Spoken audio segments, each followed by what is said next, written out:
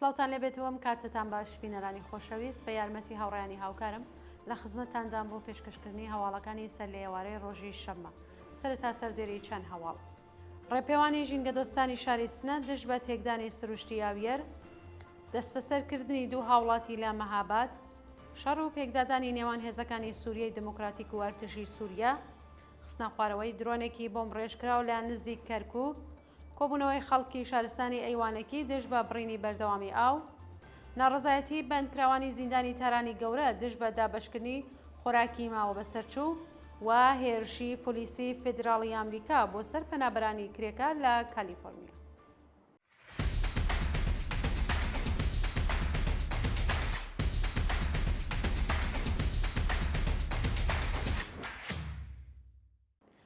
ڕێپێوانی ژینگە دۆستانی شاری سنە دژ بە تێکدانی سروشتی ئاویەر. بەپێی هەواڵی گەیشتوو ڕۆژی هەینی 20 پوشپەڕ کۆمەڵێک لە ژینگە دۆستانی شاری سنە بە دوای بانگەوازی ڕێکخراوە ژینگەییەکانی ئەو شارە لە چیای ئاویەر کۆبوونەوە دژ بە لێدانی فەنس لە دەوروبەری کانی سەنگشکێن خۆپیشاندانیان کرد. بەوتەی سەرچاوەکانی هەواڵ لە ڕۆژانی ڕابردوودا شارەوانی شاری سنە دەستی داوەتە فەنسکێشی لە چیای ئاویەر و بەشێک لە سروشتی دەوروبەری کانی سەنگشکێنی تێکداوە. لە ماوەی 46 ساڵ دەسەڵاتی گەندەڵی کۆماری ئیسلامیدا ئەمە یەکمین جار نییە کە ناوەندە حکوومەتیەکان هەوڵی داگیرکردنی ژینگەدەن. ژینگە دۆستانی شاری سنە وێڕای ئیدانەکردنی ئەو کردەوە نایاساییە داوایان لە هەموو خەڵکی و شارە کردووە لە بەرامبەر تاڵانکاریەکانی بەرپرسانی کۆماری ئیسلامیدا بێدەنگ نەبن. دەستبەسەرکردنی دوو هاوڵاتی لە شاری مەهاباد.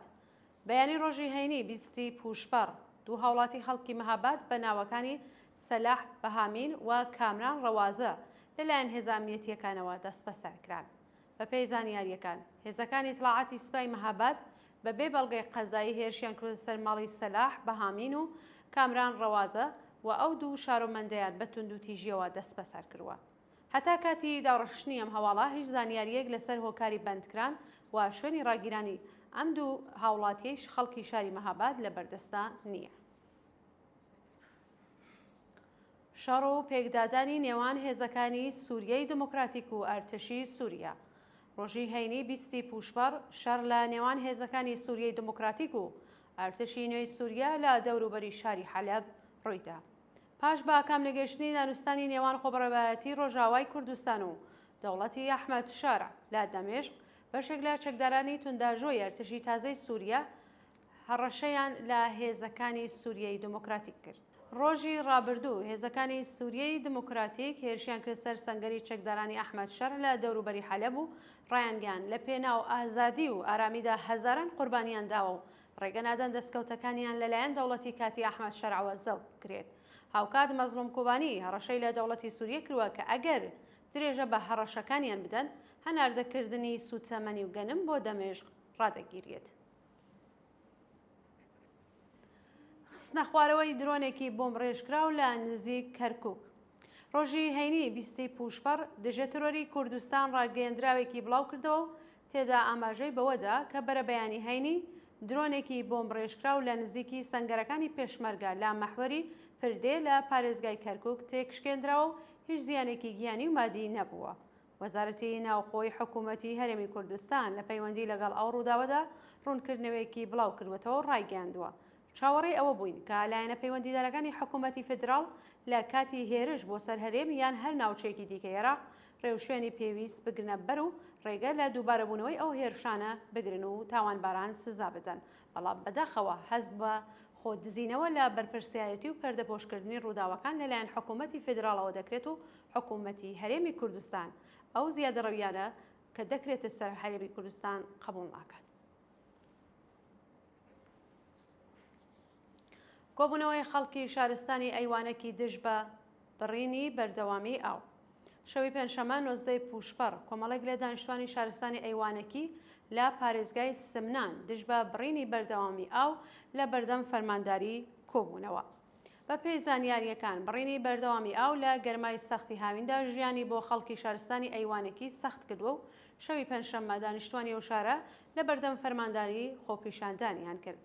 هاتنی فەرماندار و قسەکردنی لەگەڵ خەڵک کاریگەری نەبووە و ناڕازیان بە وتنەوەی دروشم خوازیاری دابینکردنی ئاو و کارەبای 24 ساعتە بوون و هۆشداریاندا کە ئەگەر کێشەکانیان چارەسەر نەکرێت مانگرتنی گشتی بەڕێوەبن.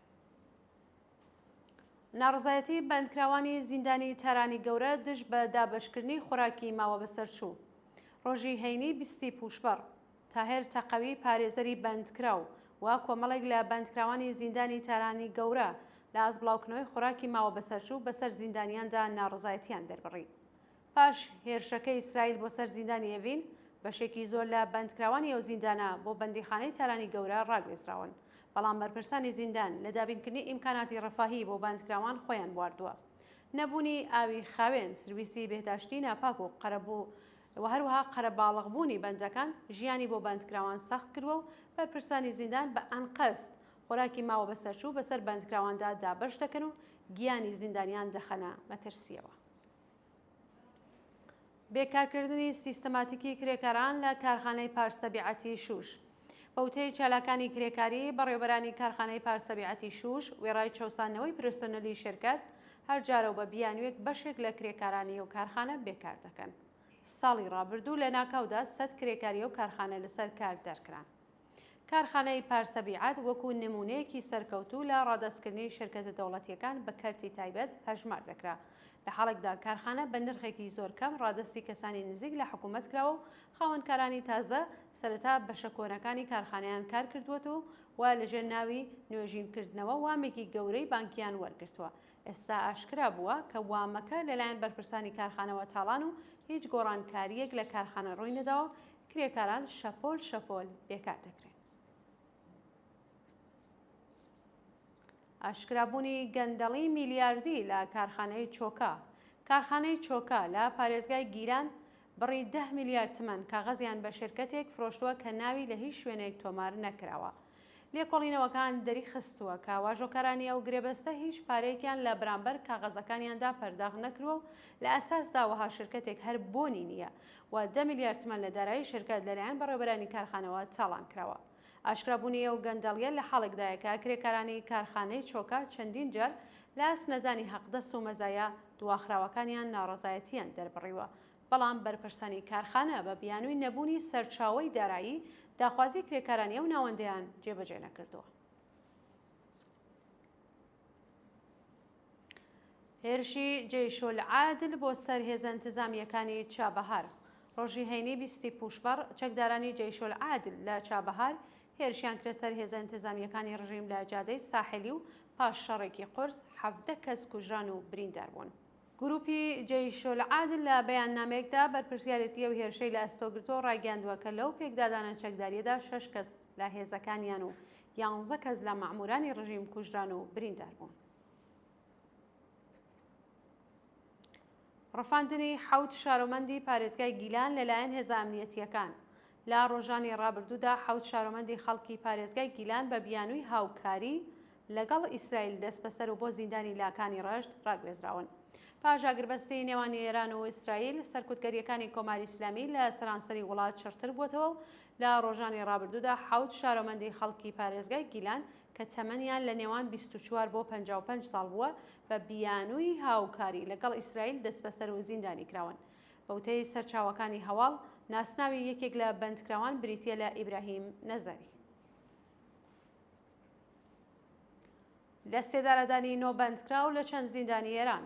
لە ڕۆژانی ڕابردوودا حکمی ئەعدامی نۆ بەندکراو بە تۆمەتەکانی پەیوەندیدار بە مادەی هۆشبەر و کوشتنی بە ئەنقەست لە زیندانەکانی زەنجان، قەزوین، شیراز و کەرەج جێبەجێکراوە.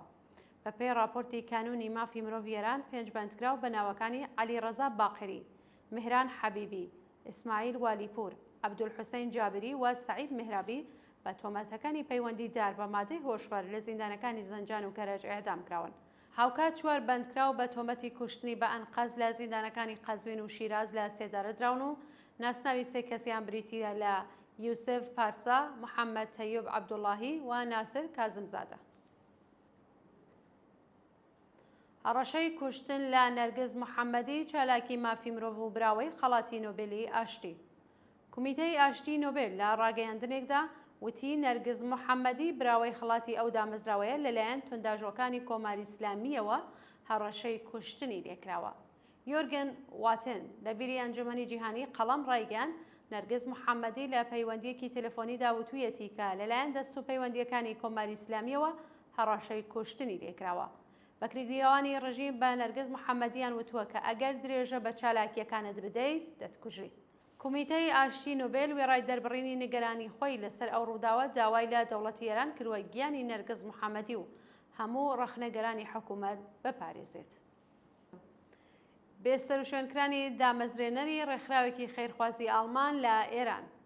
ڕێکخراوی خێرخوازی ئستلێب لە شاری شتوتگارتی ئاڵمان ڕۆژی هەینی 20 پوشپەر ڕایگەیان سێرکان ئێران دامەزرێنەری ئەو دامەزراوە و شارۆمەندی دووتابعەتی ئاڵمان و تورکیا پاش سەفەر بۆ ئێران بێسەر و شوێن کراوە.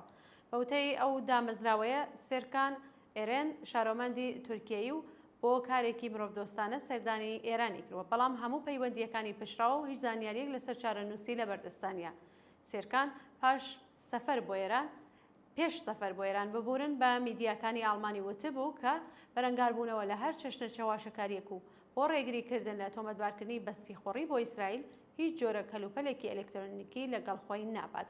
بەڕێوەبەرانی دامەزراوەی ئستلێب داوایان لە دەوڵەتەکانی ئاڵمان و تورکیە کردووە بە دوواداشون بۆ چارەنووسی ئەو شارۆمەندە بکەن و ڕێگە نەدەن کۆماری ئیسلامی بێسەر و شوێنی بکات. و دوا هەواڵمان سەبارەتە بە هێرشی پۆلیسی فێدراڵی ئەمریکا بۆ سەر پەنابەرانی کرێکار لە کالیفۆرنیا.